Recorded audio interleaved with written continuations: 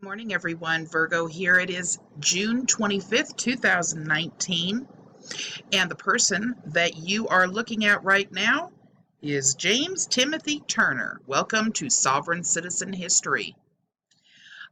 James Timothy Turner goes by Tim Turner, and the anti-government sovereign citizens movement is chock full of homemade prophets and half-baked historians who traffic in alleged theories about conspiracies against the Constitution. But Tim Turner, he's something different. Now, you can only use this for public debt, not private debt, like person to person. This is only for public debt. This is only for discharging debt from a promissory note for like a bank, a mortgage company, a loan company, a car company, or something to that effect. Not for individual, private, between individuals. You can't write me a $100,000 promissory note and me get any benefit from it. That's illegal. Tim Turner was born in 1957 in Ozark, Alabama. His ideology is of the sovereign citizen movement, of course. And his actual name, full name, is James Timothy Turner, although he goes by Tim Turner in all of his seminars to all of his friends and everyone else. An anti-government sovereign citizen and the former president of the Republic for the United States of America, otherwise known as RUSA. Once the largest sovereign citizen group in America, like many sovereigns, Turner spent years peddling theories on mortgage relief, which in fact were simply convoluted ways to defraud the government. But his real triumph came in 2010 with the formation of RUSA, R-U-S-A, which worked to create a kind of shadow government that mirrors the United States' actual government. Ever the charismatic huckster, Turner appointed himself president of the nation and convinced people from all walks of life to reject their U.S. citizenship in exchange for citizenship in RUSA. Within 3 years, however, he was serving an 18-year prison sentence for his sovereign activities. On March 22nd of 2013, a federal jury convicted Turner on 10 tax fraud charges stemming from seminars he held between 2007 and 2009 that purported to teach people how to tap in to their secret government accounts to pay their tax bills. Sound familiar, everyone? Now, for those of you that actually would like to take a look at Tim Turner's 12 hours worth of his full seminar from 2009, those links will be added in the description of this video. This is the archive of the FBI.gov website.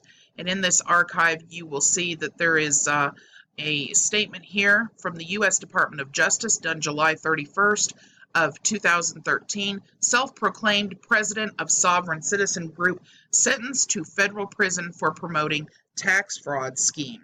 This will be linked in the description of the video also, along with several other articles that you can research should you like to. Turner said in his own words, "As I watch the news and see the increase of fires, floods, earthquakes, tornadoes, shootings, bombings, explosions, murders, rapes, children molested, drug overdoses, suicides, etc., I realize judgment has already begun in America. These things will increase in frequency and intensity if America doesn't repent, and soon. America must pay for some of the sins we have committed." In the letter after his trial that was written April 24, 2013. He also states, "I am not in jail for violating the law. I am in jail because I stood for righteousness and truth in government. Pray that God will crumble the foundations and break the power and strength of the corporation and restore his rightful government in America." In a handwritten letter that was posted on RUSA website October 15th of 2012. This is actually the RUSA website, republicoftheunitedstates.org. It's going to be linked to the description so you can look at it. As you see, it is actually still running, although Tim has been, Mr. Turner is still serving time. got a total of 18 years. But for those of you that would like to take a look at some of the crazy information on the Republic of the United States of America, you are welcome to do so by using the link in the description. This may look familiar to you. There are a lot of factioned groups that are attempting these things. They're writing out their own constitution. They're trying to make claims. And this is not just the sovereign citizen movement, but the sovereign/Moorish national movement also. An attempt to try to make shadow governments that mimic the actual government and then claim that they are governors, mayors, private attorney generals, presidents, vice presidents, rulers, you name it, they've claimed it. Judges, it's incredible. It is just incredible. Let me talk to you a minute about the criminal history with regards to Mr. Turner. Here is another article that is actually on abajournal.com, and that will be included in addition to all of these other articles for you to take a look at. On September 18th of 2012, James Timothy Turner was indicted on 10 federal felony counts, charging that he had defrauded the federal government attempting to pay taxes with fictitious financial instruments. Does that sound familiar?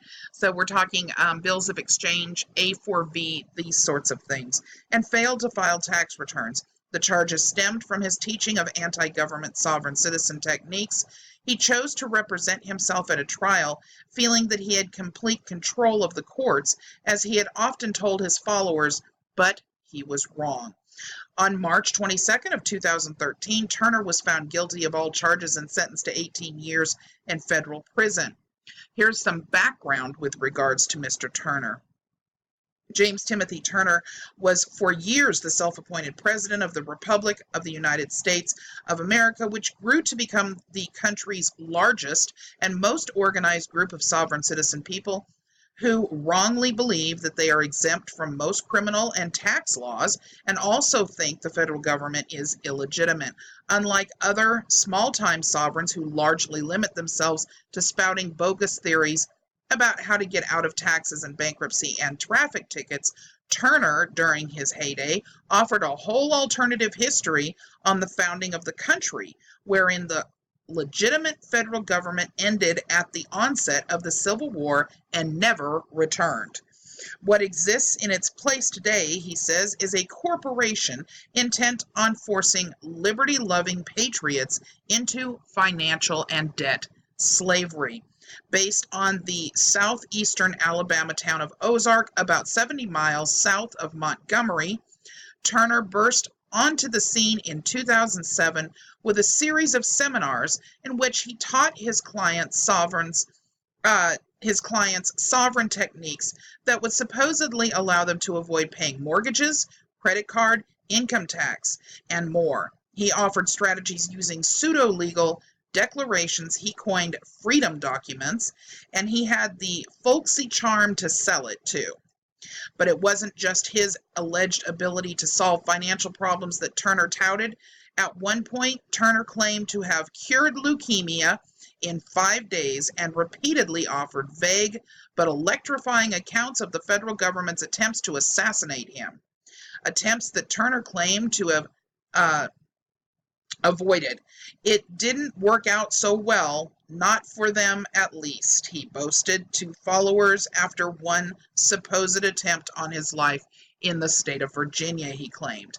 With RUSA, Turner went further than most sovereigns had before. Rather than simply claiming the federal government is a sham, he insisted he had the keys to the kingdom and that it was only a matter of time before the government he created rose to power and overthrew the United States government as it stood. We, the people of the United States of America, are the most powerful force on earth, Turner said in the video posted online after RUSA was formed. We're more powerful than any government on earth. We are the nation of kings. RUSA emerged from the rubble of a predecessor anti-government group, the Guardians of the Free Republics, which briefly raised alarms in 2010 by publicly demanding the resignation of all 50 state governors in letters to each one of them, kind of like what the Moorish are attempting to do now. It never fares well for these people. Little came of those demands aside from increased security measures in at least one state house, but they symbolize the renewed energy of a movement whose origins lay in the racist and anti-Semitic posse comitatus of the 1970s and 1980s, a group that developed such ideas as the claim that country sheriffs are the highest legitimate law enforcement authority and the idea that certain people are immune to federal laws. The movement resurged in the 90s with the advent of groups like the Montana Freemen, which we just went over last week, and the proliferation of so-called common law courts, which we also talked briefly about when we talked about the Montana Freemen, which were essentially citizen courts or kangaroo courts with no actual powers. Many, but not all, of these groups were explicitly white supremacist or anti-Semitic, although Turner's RUSA showed no public signs of these prejudices. By 2011, RUSA claimed a presence in nearly every state, with members serving as national quote-unquote senators and quote-unquote representatives. To its so-called government in transition, the group held weekly national conference calls with Turner routinely, where he would tell his followers about the fantastic stories of meeting with foreign investors eager to bankroll their brave new plan and similar apparent fantasies. In one of his weekly calls, in another example, a follower asked Turner to explain what really happened when an alien spacecraft supposedly crashed in 1947 near Roswell, New Mexico. His reply was reminiscent of a tabloid headline in a supermarket checkout line. Quote, "I'm not going to tell you they, the aliens, exist or don't exist. What I'm going to say is every nation on Earth, or every industrialized nation on Earth at least, has a treaty with the aliens." So, just for you guys to take a look at, there's some things that I want to go over with you. So there's some articles that you can take a look at, along with a special set of the 2009 Freedom Workshop that he did, which is, as I said, 12 hours long, and there is a bonus in there of a phone call, that one of his weekly phone calls of RUSA on how to become a secured party creditor. So this is, again, one of his things. The Alabama sovereign citizen finds out he's not so sovereign after all is an article in the Alabama.com news. That's going to be linked to the description of this video. We also have something that is actually really interesting here. It is on bitcointalk.org, and this is the We the People thread, Freedom and Justice for All, and there's a tremendous amount of information, downloads of all kinds of handbooks. So we're talking about, everything from the ISA handbook, which is the International Sovereign Association handbook, to the Global Sovereign Handbook, which I've already provided for you guys. The Republic of the United States of America website is in here, which I've already provided to you guys also, or will in this actual description of this video. There are some interesting videos that are on YouTube that are talked about in this thread. And then there are a couple of more PDFs that are handbooks in addition. So this is a very interesting piece of information here. Gives you lots of craziness to view, should you choose to. All right, let's see. I'm also going to be including, of course, the FBI statement, and I'm going to be including Quatloose.com's Q forum on Ted Turner and his indictment and a lot of the things that they kept track of. There are 14 or 15 pages that have to do with Tim Turner on here from what I could determine, so I will be linking that in addition. If anybody has any questions or comments, please feel free to put them in the comment section or email me at virgotriad@protonmail.com. But before I close out this video, I want to thank Dozic for putting up a video about a year ago, I believe, with regards to one customer and how Ted Turner's instructions turned out for him.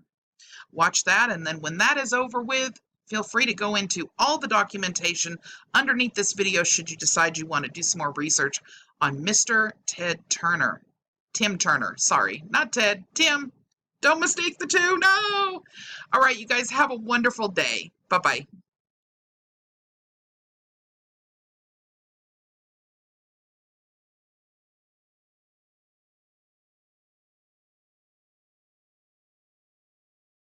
If you don't satisfy the mortgage, they're going to foreclose. So, they're going to send you a foreclosure notice. You're going to say, have a nice day. The sheriff is not going to come move you off your property with a land patent.